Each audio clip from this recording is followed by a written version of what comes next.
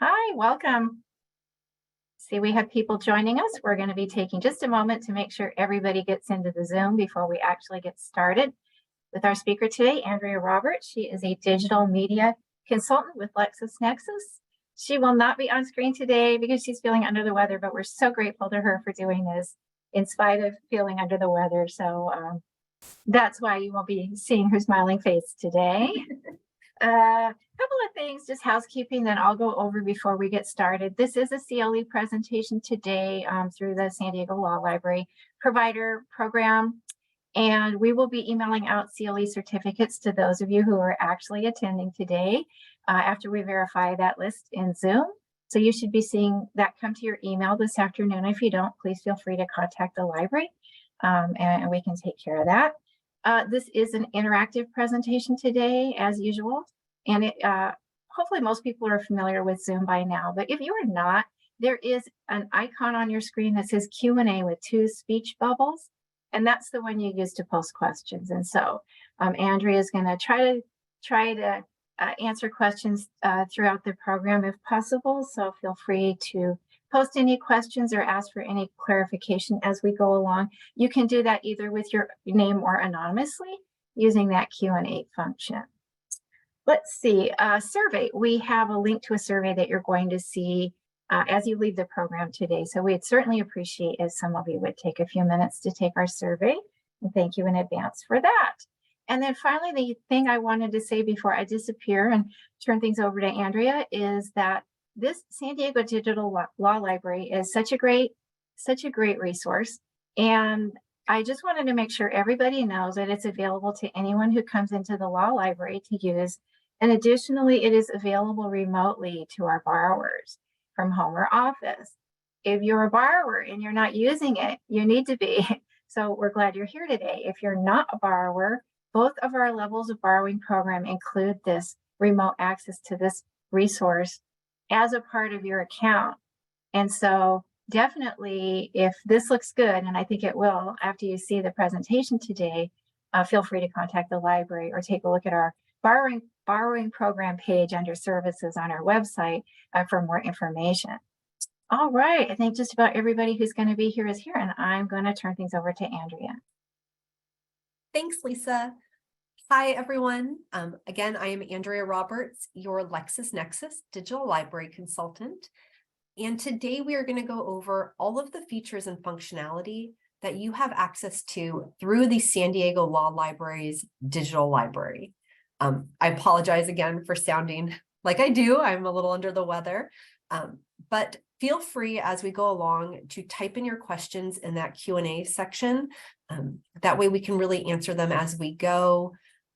Feel free to type them in. We'll grab them as soon as we see them. And the first thing that I want to cover is really how to get to this digital library. Lisa mentioned that it is available remotely for borrowers. And that's probably the biggest feature when it comes to the digital library is the ability to access this content from either your home or office. If you're on the San Diego Law Library's website here, a couple things to point out. Under services, you have a borrower's program. And when you click on that and scroll down, you're going to see the Lexis eBooks. So a couple things, if you are a borrower, this is an easy way to jump into the digital library. There is a link directly to it. And if you aren't already a borrower, you can click apply to be a borrower here and get set up so that you will have access remotely to all of this content. Once you are a borrower and once you click on the link to get to the digital library, you'll have this as your homepage. So everyone's homepage will look different. We're currently looking at my digital library homepage. So you're seeing my recently read items, any notes and highlights I've added, any of my tags that I've created. Yours is unique to your user ID. So if you're a first-time user, your recently read will be blank. But as you continue to borrow titles from the digital library, this screen will continuously update. So it'll give you access to quickly jump into your recently read titles or any of the content that you've created through the digital library. At the top of the screen here, you'll see I've highlighted the URL. That is the unique URL for the San Diego Law Library's digital library site. It's lexisdl.com/library/SD Law Library. If you want to bookmark that, it never changes, and that way you'll have quick access to log into the digital library. Also, everything I'm going to show you on the computer, you can do on any mobile device. We do have a free LexisNexis digital library app. It's available on the App Store for Apple devices or on the Google Play Store for Android devices. So all you have to do is go in and search for LexisNexis digital library. You'll download the app. And the biggest difference between logging in with the app and logging in on your computer through a browser is that the first time you log in, it will ask you for a library code. And that library code is just the end of your URL here. So it's just SD Law Library. When you put that in, it'll recognize that you're trying to access the San Diego Law Library's digital library site. And then you'll just log in with your normal credentials, just like you would on any desktop or laptop. But the really great thing about having that mobile app is that you really can take the digital library with you anywhere you go, whether that's to court, if you need to bring your tablet or phone with you. You'll have it if you're commuting to work, you'll have it from your home or office. Really, you can bring it anywhere you need to. You're able to download titles through the app for offline reading as well. So if you know you're not going to have internet access, you can actually download those for reading offline. Also, anything you do on one device will sync amongst all of your devices. So if you start reading a title on your tablet and the next time you pick it up, you're on your laptop, any bookmarks, notes, or highlights, everything will sync from one device to another. So you'll always have access to the most current content when you log into the digital library. Last little piece of housekeeping is just which browsers to use. The digital library is available on any modern browser. So Chrome, Edge, Chromium, Firefox, Safari, all of those are great. The only thing it's not compatible with is Internet Explorer. So if for some reason you still have a system that defaults to want to open into IE, just know that you'll get a little error message that says, please open with Chrome, Edge, Chromium, Firefox. You'll have to just open up a new browser to access the digital library. I'm using Chrome. I find that Chrome gives me the best options, especially if I want to print from any of these titles. So kind of keep that in mind. If you do know you're going to want to print, Chrome gives you more options than some of the other browsers when it comes to printing full chapters or individual pages. Okay, so let's jump into the digital library itself. Once you log in, again, this is going to be your homepage. From this homepage, you can access any of your recently read content. Or if you look on your left-hand side, you'll see a handful of different menu options. Browse Library, if we click on that, is going to take you to a few curated collections that the library staff has put together. The first thing you're going to see are recently added titles. Those can be anything that either the library has recently purchased and acquired, or new additions or releases to current content within the library. So it's a nice spot to look and just see, what's newest within your digital library. Scrolling down just a little bit, you'll see links to all of your multi-volume sets. So you'll see each of your multi-volume sets grouped together as a set link. These collections on this page only show you the first 6 titles, depending on how zoomed in your screen is within a collection. If you want to see all of the sets or the entire collection, you can click on the collection name itself or on the right where it says see all 66 sets. If we scroll down a little further, you're going to see hyperlinks for subjects, and at the very bottom of the page, a view full collection button. I'm going to click on that just to show you guys. If for any reason you ever are just curious about everything that's part of the San Diego Law Library's digital library, you can click that full collection button, and it's going to take you to this page where it expands out every single volume within the digital library. So it defaults to show you all titles, excuse me, which is going to be all volumes really. So it's expanding out every single volume. From here, you can scroll through if you want. It's all alphabetical, or there's filters. So you can click on filters and actually narrow by jurisdiction, practice area, content type. You also have the ability to sort by title or release date. So if you just wanted to see the newest items to the digital library, we can sort by release date, and that's going to show you everything that's brand new in the library as well.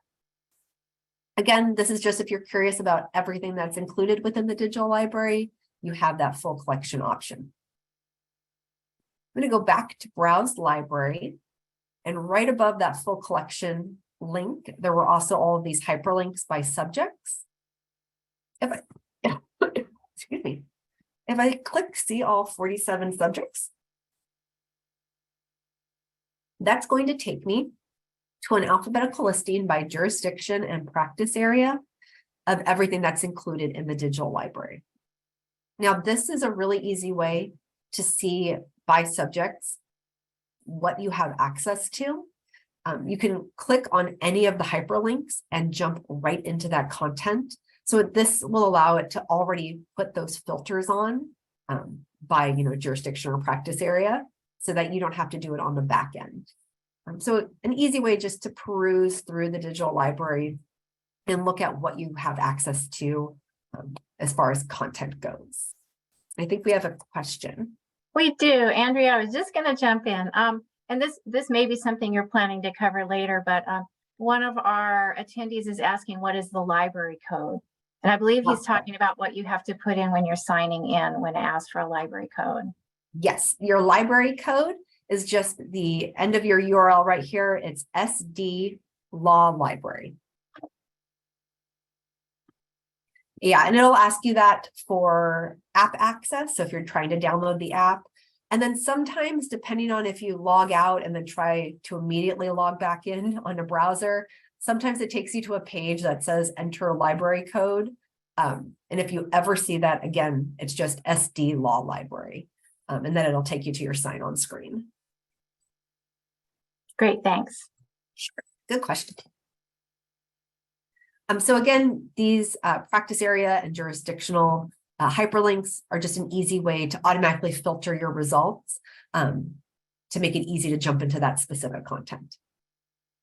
However, up at the top of the page, no matter where you are within the digital library, you're going to have a search bar.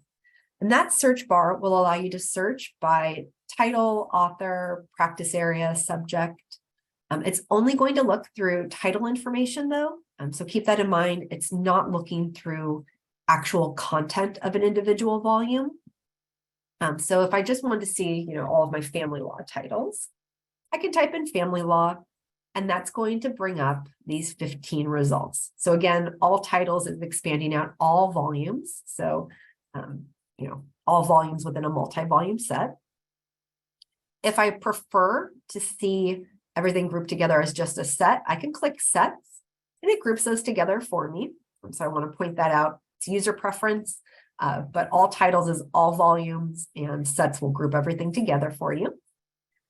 If you want to run an additional filter, you can. So there are additional filters I can put in here just to narrow those results a little further.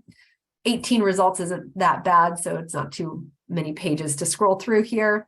But I can also sort by relevance, title, and release date as well.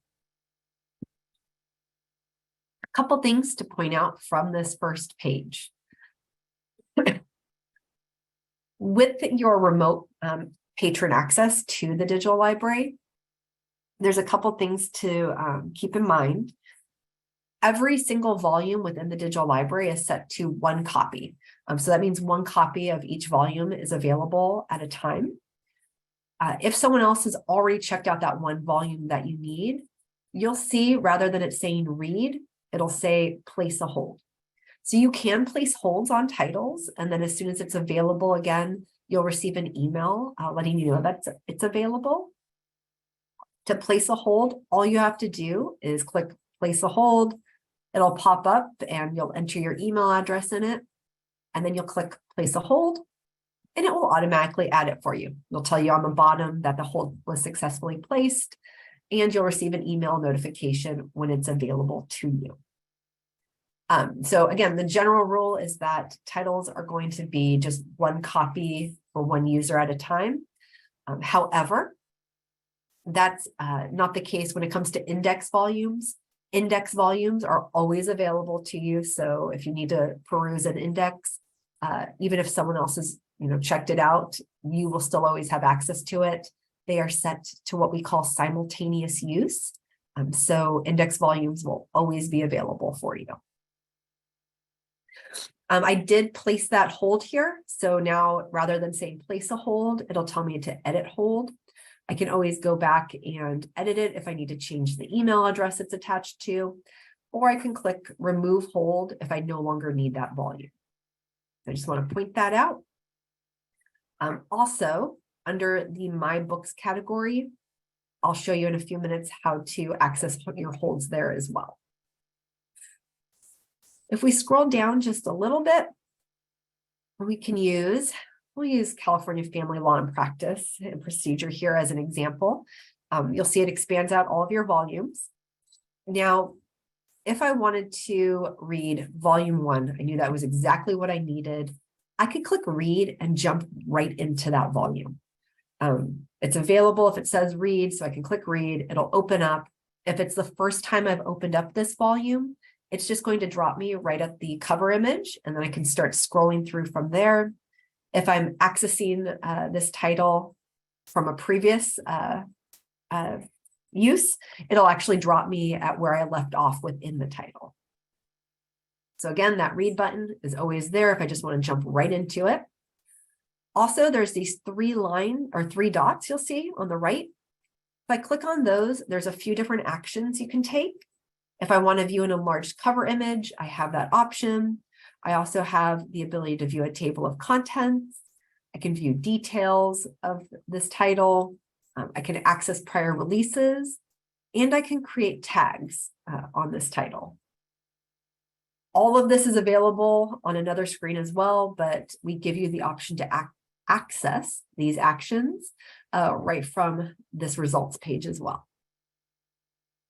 If I still want some more information on this individual volume, I can click anywhere on the title itself, and that's going to take me to what we call a book details page. It's really all of the information you've ever wanted to know about this volume. Excuse me. As I scroll down on my left-hand side, you'll see it tells me the edition information, the release date. It'll tell me how many copies are available. So again, there's 1 of 1 copy. I have that red read button. So if I just want to jump into it, I can. Copy title link would allow me to copy a link to this page and then send that to anyone else that has access to this digital library. So if I know that there was someone else that was looking for this title, I can actually send them a link to it. And then my tags down below would allow you to create a tag on this volume. I think of tags as quick links to those volumes I'm going to use over and over again. You can name tags whatever you want. You can create as many tags as you want. We never see them. They're unique to your user ID. So we don't touch them at any point. We don't delete them. They will be there indefinitely until you delete them or you delete your user ID. And it's an easy way really to organize the content that you access over and over again, just so you don't have to run a search every time you're looking for a specific volume.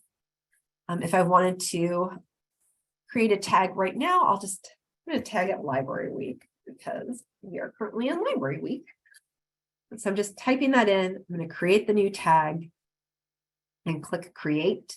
You'll see that it adds that tag right underneath it. And then the next time I want to add this or access this volume, it will be on both my homepage and under my tags.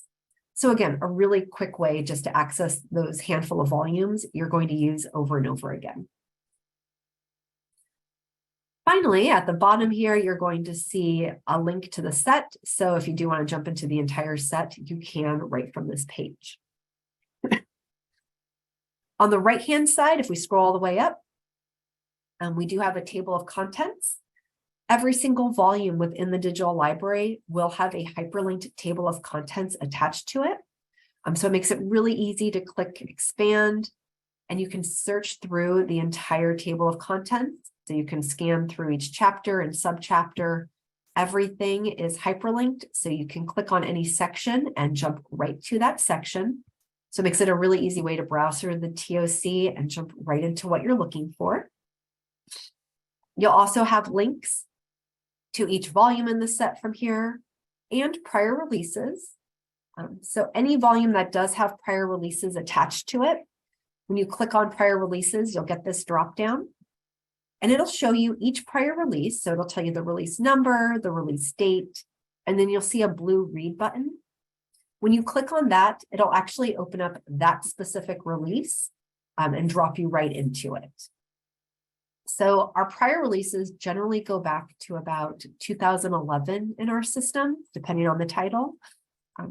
If you ever need something further back than 2011, feel free to reach out to me, or you can send a note to your librarians and they can forward it on to me.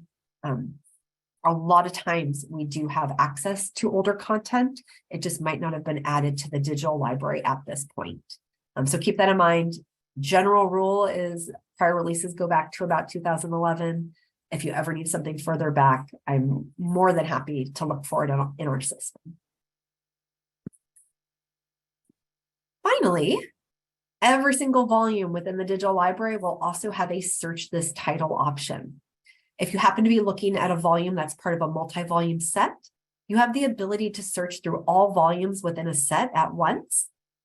If you're just looking at a single standalone volume title, instead of it saying all volumes, it will just say this volume. But it's a really great feature because it's going to allow you to run a search by keyword or phrase for whatever you're currently looking into.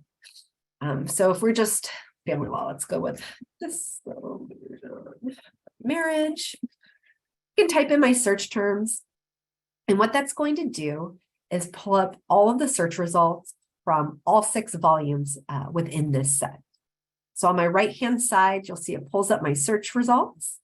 And as I scroll through, you'll see that it tells you what volume, which section. You'll see your search terms bolded and highlighted. It's a really easy way to quickly go through and see, where you are or where your search terms pop up within each one of these volumes. It gives you a little snippet so you can figure out if it's on point with what you're currently looking into. And there are 2 different hyperlinks that it pulls up. So if we're just looking at part B here under volume 3, there's a share hyperlink. That share link would pull up a link to this specific volume and section that you can then send to anyone else that you know has access to this digital library. It's a really easy way to share a very specific link within this content. If you just want to jump right into this section, all you have to do is click Go to Passage. And what that's going to do is pull up a borrow option. It's telling you that you have 7 days that you can check this title out. And all you have to do is click Borrow, and it will automatically open up that title and this volume and drop you right to that section. You can technically borrow 3 titles at a time. Once you borrow 3 titles, you'll have to actually go back and return one early if you want to borrow another one. That's just the borrow limit when it comes to these volumes. Also, it defaults to that 7 days, but if you're done with it early, you can always return it early, and I'll show you how to do that in a few minutes. So I'm going to click Borrow and let it open up and drop me right to volume 3, part B.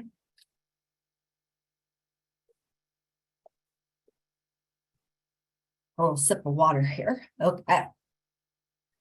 When it does, it's going to open up and it will highlight your search terms here just to draw your eye to that section. It defaults to open up titles in this 2-page view, almost like you had the title open on your desk. That's a setting you can change.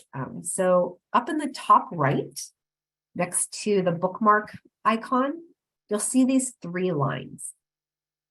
Those 3 lines, if I click on them, have a number of options attached to them. The second option is a 1-page per screen view. So if you do want to change that over, you just have to click on it. It'll automatically change your view settings. And if you want to go back, you just click 2 pages and it automatically returns it to that 2-page view. Those 3 lines, when you click on them, also pull up additional features. So you can see all of your bookmarks that you've added throughout this volume. You'll have quick access to settings, print, and your history within this volume. And up at the top, you'll have keyboard commands. So if there is anyone on today's call that likes using keyboard shortcuts, we do list them out for you. You just click on it. We'll also go through and explain how to utilize a screen reader with all of our titles. So if there is anyone who utilizes a screen reader, do know that our digital library titles are compatible with 99% of the screen readers on the market. This will walk you through as you scroll down on how to utilize a screen reader with our titles. If you get stuck or you need additional assistance, feel free to reach out to your library staff or myself. I'll be happy to walk you through how to set it up so that you can use a screen reader with our titles. Down at the very bottom of the page, you're going to see all of your menu options. So those 3 lines will give you some settings that you can manage. But if you really want to customize how you're viewing each and every one of these volumes, there is a settings option at the bottom right. When you click on that, it's going to open up this screen. You'll see that you can really customize just about everything when it comes to viewing these titles. So everything from the background lighting, if you don't like that bright white background, you can change it. So it does give you that option. You also have the ability to change the size of the font, the type of font, the spacing. So again, if you don't like the publisher's default, you can always change that to a different font style. So you have all of these options. If you come in here and actually create settings that you prefer, it will remember it for future use. So you won't have to update these settings every time you open up a title within the digital library. I'm going to close that. If we're looking at our menu options down at the bottom, on the far left, you do have a print option. That print option will allow you to print either a full chapter or just a handful of pages if you prefer. Again, if you know you're going to print a lot, we do suggest using Google Chrome. It just gives you the best options overall. But you do have the ability to print as much as you need to from these titles. You can print a physical copy or print a PDF, completely up to you. Just know that you do have that option available. You'll also have a hyperlinked table of contents. So if I click on that, you're going to see it pops up and it shows you where you currently are within the volume. Each section is hyperlinked, so you can click on any section within the digital library or within this table of contents and jump right to it. You can also type in your search terms and it will search through the table of contents, so you can easily jump into a specific section. One question I get asked quite a bit is what these percentages are over on the right-hand side. And this is kind of a holdover. We work off of the Overdrive platform. So LexisNexis partnered with Overdrive to host the digital libraries for all of our accounts.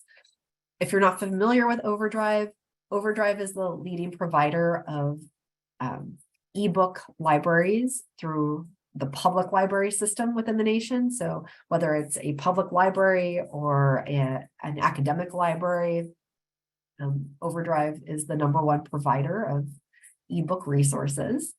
So we worked with them to host the digital library for all of our customers.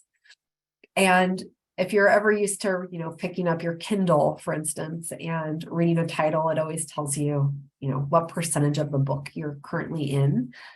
This is a holdover from that. So where we currently are within this volume is 78% through this specific volume. So if you're ever curious about percentages that you see, that's what it means. Finally, there's a find feature down below. And I like this because it allows you to run a search just through this specific volume. So the search we ran previously on that book details page was running a search through all volumes within this set. We clicked on a section and now it's opened to this volume. But now if I want to dive deeper into just this one volume, I can click into find text and run a search. So if I want to look for, additional instances of my search phrase, I can. If there's something completely different I'm looking for, I can type that in as well. And you'll see it pops up and it's going to tell you where my search terms pop up throughout this one volume. My search terms are bolded. And as I scroll down, you'll see every single section is hyperlinked. So I can actually click on any section and jump right into it. From here, you'll see up at the top, it's showing you how many matches popped up. And I can actually use these forwards and backwards arrow keys to jump from result to result. So it makes it really easy just to jump into each result. Or I can click show all. And again, that's going to show me all of the different sections where my search terms pop up. So a couple different options there. Probably the most used feature within the digital library is the ability to highlight and annotate sections of text. Now, you have the ability to highlight or annotate as much as you want. Your notes and highlights are unique to your user ID. So that means no one else will ever see them. I'm going to stop before I jump into that because I think we have a question. I want to make sure we answer it if we do. Yeah, I think we may have one, Andrea. Someone was raising their hand, and unfortunately in this Zoom, we can't unmute attendees. So I just put up a chat note to make sure everybody knows that if you have a comment or question, you need to use the Q&A function that looks like 2 speech bubbles. So if that attendee would like to post something, please feel free. Perfect, yes. And definitely if you guys are, if you have questions, please put them in so we can tackle them as we go here. And I do not mind going backtracking a little bit, so feel free to ask those questions. But for notes and highlights, you do have the ability to add as many notes and highlights as you want. They are unique to your user ID, so no one else will ever see them. We don't touch them at any point. Overdrive doesn't clear them out. They will literally be there indefinitely until you delete them or you delete your user ID. And it's actually really funny. I was doing a training recently for a customer that I've had since I started with the digital library. I've been with Lexis for over 10 years now, but I've been with the digital library for about 6. And so I can actually still pull up notes that I added during a training that I held, 5 years ago with that customer because my ID has been active this entire time. So keep that in mind. You can access these notes and highlights literally indefinitely until you delete them or you delete your user ID. You'll always be able to have access to those notes and highlights from multiple spots within the digital library. So let's add a couple since we're talking about it. If you know you might just be adding 1 or 2 notes and highlights in a title, all you have to do is click and drag your cursor. And when you release your cursor, these options pop up. And the first is add an annotation. So if I click on that, this window will populate. It defaults to this bright yellow highlighter. But if you want to change your highlighting colors, we do give you quite a few options here. So you can change it to whatever highlighting color you need to. And you can add a note. There's not a limit to the length of the note. So we're just going to type in solution of marriage. But you can add as much of a note as you need to. And then once you're done, You click done at the top right, it'll add that highlight, and then you'll see this little red sticky note icon. It's probably very small on your screen, but that's just a visual cue to let you know that there's also an annotation attached to that highlight. Again, if that's all you want to do is maybe add 1 or 2 notes as you go, that's the easiest way to do it. Just click and drag your cursor and those options will pop up. However, if you know that you're going to add quite a few notes and highlights, you can actually set that feature live just by clicking the highlight button at the bottom here. When I do, you'll see it pops up at the top here. It defaults to that yellow highlighting again, but I can change that. So we want to go through and let's choose some turquoise right now. Now, all I have to do is click and drag my cursor. You'll see it automatically highlights. It automatically brings up this window so I can add my notes. Just type something else in here really quick. And I want to address a few of the other options that pop up. So you'll see at the top here a few different hyperlinks. Copy passage. So copy passage link is unique.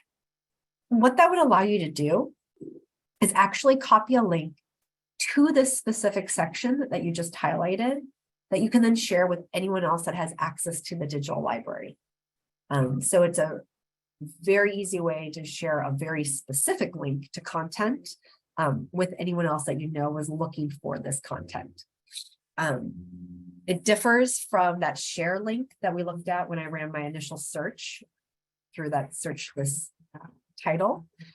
This again is just going to show them your specific section that you highlighted. Now, if you had highlighted it and added a note, they will not be able to see your note on it. It's just going to be the section of text you highlighted that they'll be able to view. So again, your notes and highlights are always just unique to your ID. There's not a way to share those notes and highlights yet, I'll say. But just keep that in mind when you send a link. It's only going to be a link to the text of these titles, not the notes associated. Copy with citation next to it would do just that. It would copy that section of text to a clipboard. And when you paste it into a Word document or an email, it would include the citation for you. So an easy way to do that. Find, if you happen to highlight a term or a phrase, the find feature would run a search through this volume and pull out instances of, or additional instances of that term or phrase that you highlighted. So you can jump into those. And define would do just that. So if you have a term or phrase that you want a definition on, you can highlight it, click define, and it will pull up a definition for you. And then delete is self-explanatory. It would allow you to delete the highlighted note all from here as well. Since I've set this highlighting feature live, as I scroll through, it makes it really easy to quickly add additional highlights or notes. I can change my highlighting color just by clicking on an additional color really quickly. You'll see it automatically changes that highlight.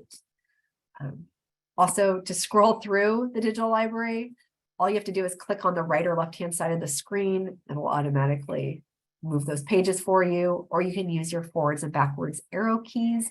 That'll navigate through the digital library as well. And if you're on a mobile device, you can just tap on the left or right-hand side of the screen, and it will move those pages for you. So keep that in mind. But again, if you want to change those highlighting colors, you just have to select them, and it will easily change it for you as you go through.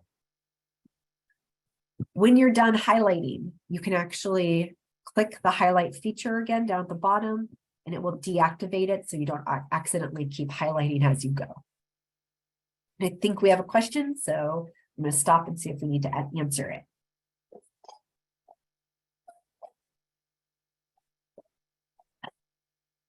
So we have an attendee who is asking if you sent something to another party, do they have to have the law library access to be able to use that information?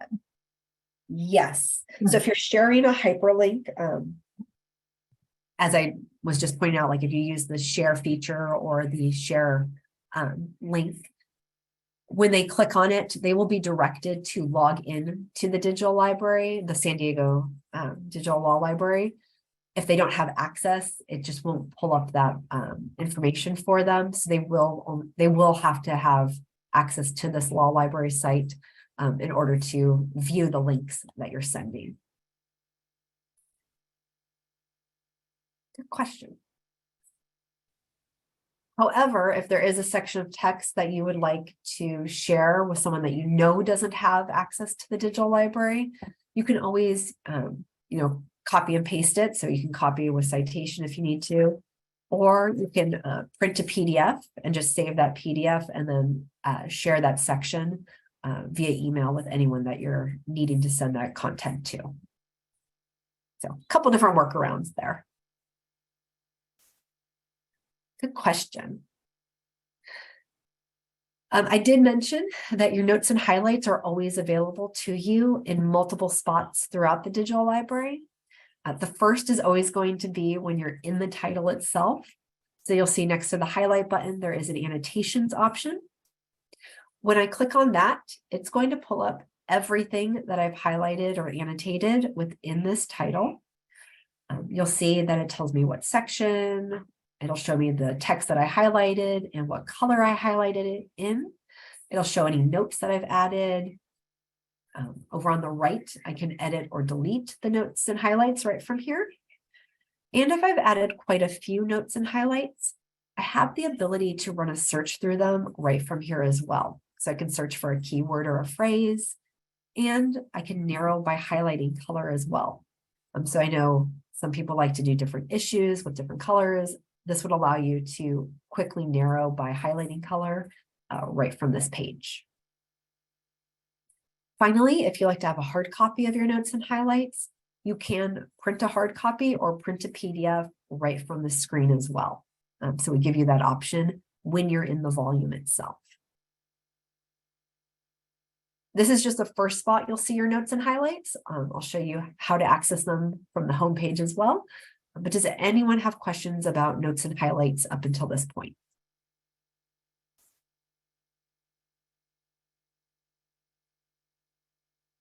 We have a question here. It's not a question, it's a comment. It says, this gives the community so much power. This is a wonderful program. So I agree. Thank you for saying that. Yeah, thank you. And then here's a question. Nancy's asking, will the highlighting show up when you print text as a PDF? Yes, it will show you what you've highlighted. Good questions. Yes, thank you guys. Couple last things to point out when you're in the text itself. You're going to see a ton of hyperlinks. So anything you see hyperlinked in blue, that would just link you within this one volume. So you're going to see it in your footnotes and in the table of contents. That'll just link you throughout this one text or this one volume. However, anything you see hyperlinked in green, those are going to be primarily your cases and codes. Those would want to link out to that case or code on Lexis Advance or Lexis Plus. So there's a couple things to point out here. And of course, I'm not going to find, I'm looking for a hyperlink here. Let me get into one here. Let's see.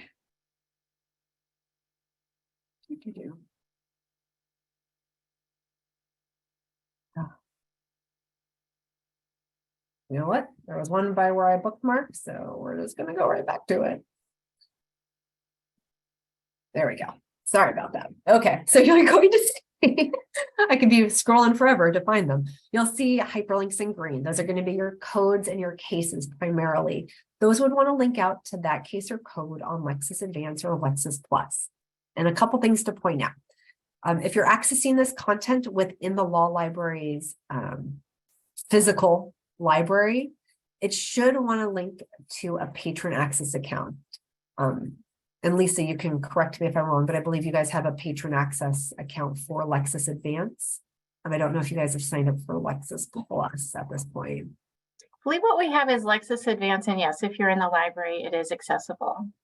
Perfect. So if you're in the four walls of the library, it'll automatically want to open up in that patron access Lexis Advance account. However, if you're accessing the digital library remotely, it's quite literally when you click on one, it's going to open up a new tab and land you at a sign-on page if you haven't already signed into Lexis Advance. So for users who have their own Lexis Advance or Lexis Plus account, great. You can log in and it will automatically take you to that case or code. If you don't have a Lexis account on your own, you can reach out to the library staff and they can assist you with accessing that content. But just keep that in mind. There's not a way to go, outside of a plan. You're not going to incur any kind of separate charges if you happen to click on a hyperlink. So inside the four walls of the library, it'll automatically open up through the patron access account. If you're accessing this remotely, it'll either ask you to sign in with your own ID, or it'll just stop you at that sign-on page and you'll have to reach out to ask for assistance. And I'm glad you mentioned reaching out to the library, Andrea. We definitely can help if you run into one of those roadblocks where you're outside the library, you need a copy of a case, or you're looking for a statute. If you call or email us, call the reference desk 619-531-3900, or if you email us at refdesk, refdesk at sdlawlibrary.org, we can help you with that. We can either help point you to a free website where you can access that material, or possibly even just pull it up and download it and email it for you, as long as it's not too much material. Perfect. Yeah, and another workaround, and I like to point this out too, some of you might also have Westlaw access. 99% of the time, if you copy and paste the citation here and paste it into the Westlaw account that you have access to, it will open up as well. I like to point that out just in case you're accessing this after hours and you really need access to that cited material. That's a workaround that has worked for other users as well. Again, there's no way to accidentally charge anything or go outside of a plan. It won't incur any additional expense on the library itself. So if you happen to click on something and you don't technically have access, it's okay. It just stops you right at that sign-on page. But if you do have access to Lexis, it's a really easy way to immediately go from your treatise content or the forms volumes you're looking at directly into that cited material without having to run an additional search. Okay, I'm going to stop really quick and just ask if anyone has questions about any of the functionality that we've looked at within a volume before I exit out of this volume and go back to our digital library homepage. Okay, if you guys think of anything, feel free to type it in. We can always revisit it, but I am going to just close out. So I'm just going to click the little X in the top left corner. When I do, that just drops me right to where we kind of started from, which were those search results for dissolution of marriage here. Now, if I needed to, I can jump into another result right from this page, or I can click close and exit out of here. Couple things that I do want to point out, and I'm going to go back to Browse Library. So we've looked at just a single volume of this multi-volume set, and I showed you, how to peruse that table of contents from that book details page. But one really neat feature, if we look at a multi-volume set, like if we look at the entire set itself here, we'll view set here. I'm just going to click California Criminal Defense Practice View Set. This book details page, or the set details page, is set up just a little different than an individual volume details page. And I want to point it out. So on the left, you get your edition information. There's a copy set link that you can, again, share with anyone else that has access to the digital library. Down below, you're going to see all the volumes in the set, so you can jump into any individual volume. You'll have that search list title. So again, you can run a search through all the volumes. But the really cool feature about a set link is the table of contents. So what makes it unique is that from this set page, I have the ability to jump into the table of contents for every single volume right from here. So I can just select the volume, expand it out, and it will automatically show me the table of contents for each volume that I select right from this set page. So again, just a little different than looking at an individual volume, because an individual volume within a set is just going to show you that table of contents for that one volume. You won't have the ability to switch between volumes as you would during the set length. Okay, that's the biggest difference between looking at an entire set group together and looking at just one volume within the set. I'm going to kind of just start over here so you can see it. But if I click on the home page, again, you'll see that it expands out. It has updated with my recently read item and my annotations that I just added, as well as the tag I created for Library Week here. Now, if I go into my books on the left-hand side, this is really neat. It's going to show you a list of everything you've ever borrowed within the digital library. It's just a longer list than what we can keep on the homepage. So eventually you'll run out of space on that homepage screen. But here under my books, you can scroll down and see everything you've ever borrowed historically from the digital library. And it gives you the ability to filter out. So if you're looking for a specific practice area or jurisdiction, you can filter that out. If you know the title you're looking for, you can click into find and run a search for it.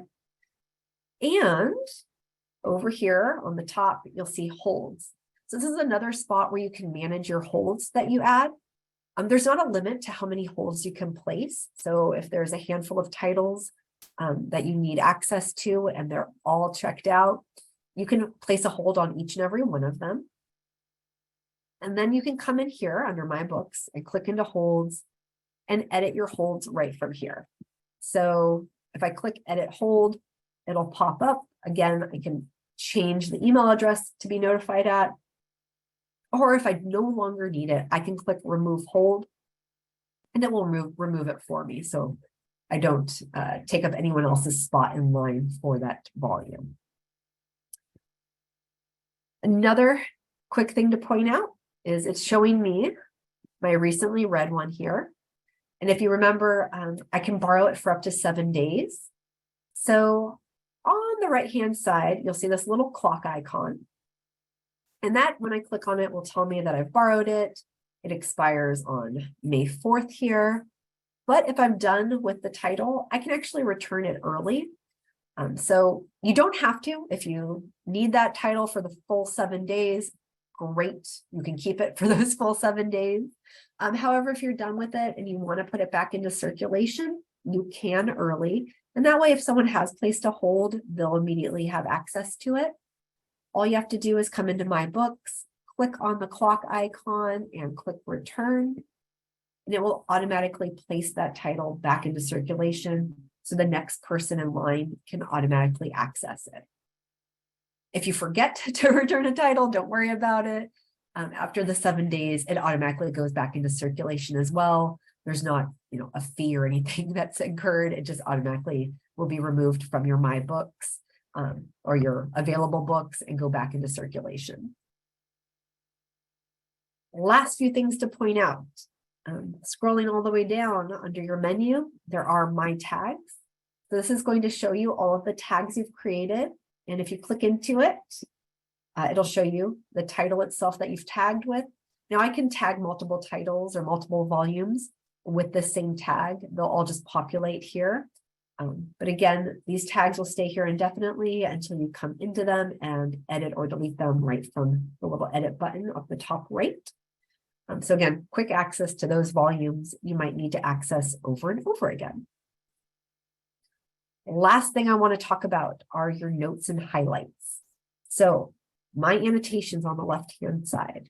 When I click into this, you'll see that it expands out every individual volume I've ever added notes and highlights to. And you'll see that as I scroll down here, it'll tell me, the title, the volume, and then it'll say view annotation. So if I click view annotations on the one we just added, I can scroll down And you're going to see that it shows me what I highlighted, what color I highlighted it in, any notes I've added. It'll show me the citation, the release information. And from here, I can pick and choose which ones I'm interested in downloading. I'm just going to select all. And then this actions option pops up. I'll always have the ability just to copy and paste if that's all I want to do. However, I do have the ability to add to an export queue. I'm going to do that just so you guys can see it. So it's now added those 4 to my queue. And what's really unique about your export queue is that you can add multiple notes and highlights from multiple volumes to your queue. So if you're working on a project and you just want to continuously add notes and highlights to your queue, you have that option. So let me add a couple here from another volume. I'm just going to go in, excuse me, and add a few. Oops, let me go in here. View annotations. I'm going to select that one here. Add that to my queue. And what's really great is even if it's in a prior release, you'll still see all of your notes and highlights. So the edition, the current edition for Sizer and Kumley is the 2022 edition, but you'll see that my release was, or the notes I added were back in 2021. So even though I've added those notes and highlights on a prior release, I still have access to them right from this page as well. And now if I go into my export queue, you'll see that it's added all of those different notes and highlights from the different titles. And what makes this really unique is if I've added quite a few notes and highlights, I can run a search for a keyword or a phrase through all of these notes and highlights. If there's something specific I'm looking for, on my right-hand side, I can narrow by highlighting color. So again, if I've highlighted different issues or cases with different colors, I have that ability to narrow from here. And when I'm ready to download my notes and highlights, I can pick and choose whichever ones I'm interested in, or I can just select all of them. And at the bottom, you'll see a couple options pop up. Again, I can always copy and paste, but if I click export, that's where my additional options pop up. I can download my notes and highlights to a Google Drive account, a PDF, a CSV Excel file. So we give you more options than just copy and paste when it comes to downloading and organizing your notes and highlights. When you're done, you can remove them from your queue if you need to, or if you're still working on that project, you can keep your notes and highlights in your queue indefinitely if you know you're going to be adding more as you go. So completely up to you. We don't remove them at any point, so feel free to keep them in there as long as you need to. That's pretty much everything to do with the digital library. Does anyone have any questions for me? Got a couple, well, actually about 1 minute, if anyone has any burning questions. I think the presentation was really clear, so maybe they don't, Andrea, but while we're waiting, I just want to say again, thank you. I hope you take care of yourself and you're feeling better after this presentation today. Bad timing to be feeling bad, but I got a lot out of the presentation. I've been sitting here scrambling and writing all kinds of notes, but just for anyone who's watching this, if you're using the digital library later and you want to review part of this presentation, we will be posting it on our YouTube channel. So it will be available there if you want to go back to it. You should have also gotten a handout. I didn't mention this earlier. We did email out a handout before the presentation. That's like a quick tips sheet. So that might also be handy for you to keep for when you're using the library later. So, all right, with that, we're out of time. Thank you everyone for being here, and especially to Andrea for the great presentation and this fantastic resource. And we'll be sending out those certificates shortly. And one more question. Oh, you guys are spectacular. Thank you so much. You are too. Thank you for being here. Thanks, everyone. Thanks for hanging in, even though my voice sounds like this. Thank you. Bye-bye.